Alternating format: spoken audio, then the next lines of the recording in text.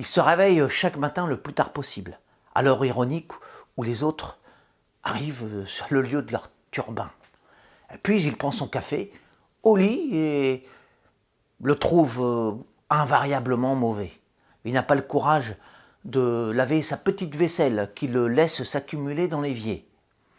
Son premier acte gratifiant de la journée consiste à accomplir un effort bruyant pour soulever sa carcasse inutile et l'étendre sur le fauteuil du roi. De là, il peut tout à son aise et avec une authentique humeur de chameau refaire le monde qu'il ne connaît qu'à travers ses multiples écrans.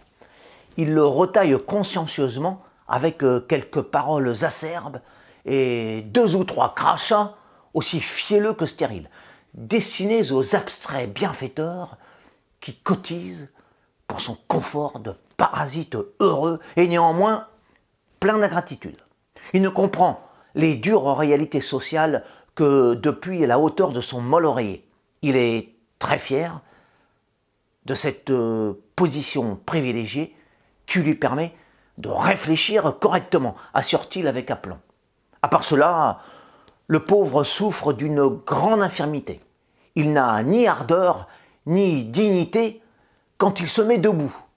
Encore moins lorsqu'il lui faut se retrousser les manches, porter des sacs, manier la pelle.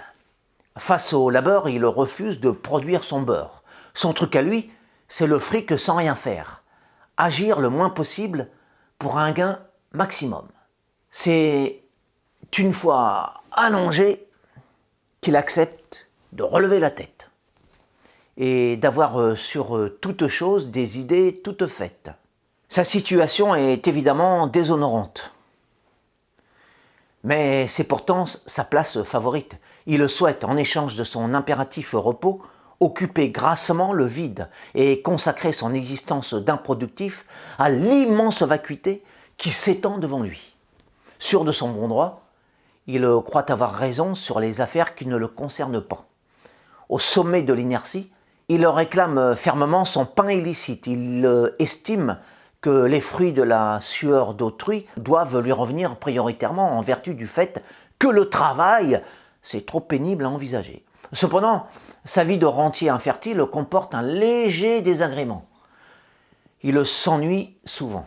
C'est pourquoi il nous prie d'avoir l'obligeance de le distraire de nos lasses agitations, folles pensées et rêves réalisés.